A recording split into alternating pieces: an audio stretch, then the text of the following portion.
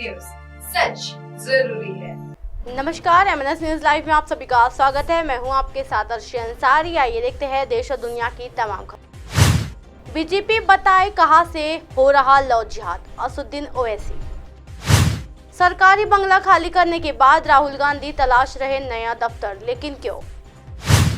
वीरांगना रानी दुर्गावती को देगी श्रद्धांजलि प्रियंका गांधी। आइए देखते हैं खबरें विस्तार से। मुसलमान और इस्लाम को बदनाम करने के लिए असदुद्दीन ओवैसी बोले, बीजेपी बताए कहां हो रहा लव जिहाद। जी हां, ऑल इंडिया मजलिसे इत्तेहादुल मुस्लिमीन यानी AIMIM के चीफ असदुद्दीन ओवैसी ने रविवार यानी 11 जून को एक कार्यक्रम में बीजेपी पर गंभीर आरोप लगाया। ओवैसी ने कहा कि बीजेपी ने महाराष्ट्र में नफरत फैलाने के लिए 50 जलसे करवाए। उन्होंने कहा ये सिर्फ मुसलमान के और इस्लाम को बदनाम करने के लिए किया गया है। सांसद ओवैसी ने सभा को संबोधित करते हुए कहा, बीजेपी बोलती है लव जिहाद, अगर महाराष्ट्र में लव जिहाद हो रहा है तो एक खाका दो की अहमदनगर में हुआ है, कोल्हापुर, सांगली या फिर मराठवाड़ा में लव जिहाद हुआ। बताओ कहां लव जिहाद हो रहा है? जी हाँ, किधर हो रहा है? बीजेपी की सरकार ने महाराष्ट्र में 50 जलसे करवाए। यह सिर्फ नफरत फैलाने, मुसलमानों और इस्लाम को बदनाम करने के लिए किया गया है। इम्तियाज जलील ने 3 घंटे एक मंदिर की रक्षा की। जी हाँ, असदुद्दीन ओवैसी ने कहा, मैं पूरी जिम्मेदारी से कहता हूँ कि साजिश यही है कि लोकसभा चुनाव से पहले महाराष्ट्र में कोई दंगा करवाया जाए। उन्होंने कहा कि मैं और औरंगाबाद के लोगों को सलाम करता हूं कि जब यहाँ दंगा करवाने की कोशिश हो रही है तो इम्तियाज जलील ने 3 घंटे एक मंदिर से सामने खड़े होकर उसकी रक्षा की थी और दंगा नहीं होने दिया। इम्तियाज जलील स्क्रिप्ट पर पानी डाल दिया। जी हाँ, बीजेपी ने दंगों को रोकने के लिए अपील। ओवैसी ने महाराष्ट्र बीजेपी और केंद्र सरकार से दंगों को रोकने के लिए अपील की। उन्होंने कहा कि महाराष्ट्र में बीजेपी को लोकसभा चुनाव जीतना है वो अलग बात है, मगर इस तरह से नहीं होगा। इससे पहले असदुद्दीन ओवैसी ने यूपी के बरेली डिपो से सरकारी AC बस में बैठक के 2 यात्रियों के सड़क किनारे नमाज पढ़ने की वजह से बस के ड्राइवर और संविदा पर नौकरी कर रहे कंडक्टर को नौकरी से हटा देने को लेकर बीजेपी पर हमला किया था। जी हाँ, नमाज पढ़ने तो क्या कयामत आ गई? ओवैसी सांसद असदुद्दीन ओवैसी ने नमाज पढ़ने को लेकर कहा, अगर नमाज पढ़े तो क्या कयामत आ गई? अगर नमाज पढ़ना गुनाह है तो पूरे सरकारी दफ्तरों में किसी के धार्मिक निशान नहीं होने चाहिए। किसी भी कलेक्टर में के दफ्तर का उद्घाटन हो, शौचालय हो, कोई भी मजहबी त्योहार नहीं होना चाहिए। 2 मिनट के लिए बस रुकी तो आपने बस के ड्राइवर को सस्पेंड करा और कॉन्ट्रैक्टर कर्मचारी कंडक्टर मोहित यादव को बर्खास्त कर दिया। अब सबका साथ, सबका विकास, सबका विश्वास की बात करते हो।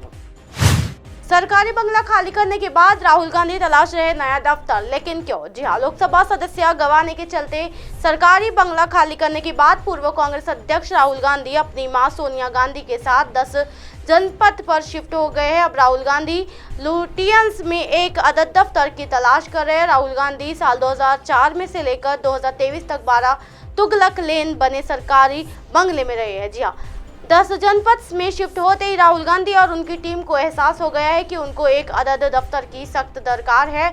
इसकी वजह से ये है कि 10 जनपथ में विधान निवास के साथ सोनिया का भी दफ्तर है। हालांकि अब वह कामकाज सीमित हो चला है। साथ ही सुजान सिंह पार्क में रहने वाली प्रियंका गांधी भी बतौर दफ्तर 10 जनपथ का इस्तेमाल करती है।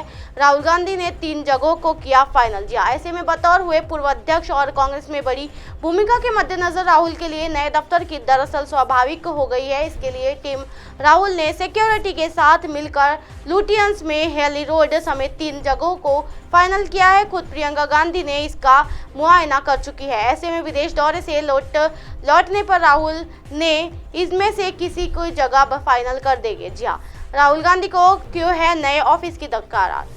दरअसल राहुल गांधी के दफ्तर में करीब 1 दर्जन का स्टाफ है जो 2 शिफ्ट में काम करता है। इसमें PA, social media staff, telephone operator, logistic staff, दूर एवं ट्रेवल का स्टाफ समेत सुरक्षा कर्मी होते हैं। राहुल को जेट प्लस की सुरक्षा मिली हुई है जो शिफ्ट के हिसाब से मौजूद रहती है। इसके अलावा मिलने वाले की अच्छी खासी संख्या होती है जो चुनावी मौसम के हिसाब से घटती बढ़ती रहती है। ऐसे में लाजमी है कि राहुल गांधी भले ही अपना आशियाना 10 जनपद में मां के साथ ही बनाए रखे, लेकिन एक अलग बड़ा दफ्तर तो उनको चाहिए ही।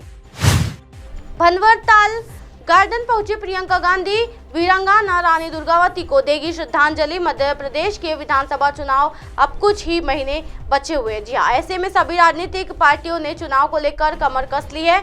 इसी के चलते आज कांग्रेस महासचिव प्रियंका गांधी जबलपुर दौरे पर आ रही है। बता दें कि प्रियंका गांधी को जबलपुर में आगमन हो चुका है। डुमना एयरपोर्ट से वो हेलीकॉप्टर से आयुर्वेद कॉलेज के लिए रवाना होगी। जबलपुर में प्रियंका गांधी सभा को संबोधित करेगी।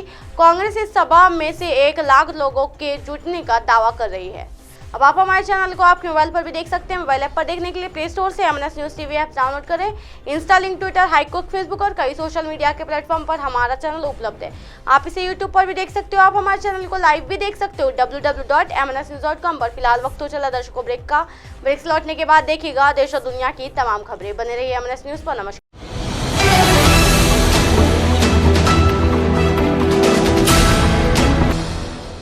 ये है MNS न्यूज नेटवर्क और आप देख रहे हैं MNS न्यूज।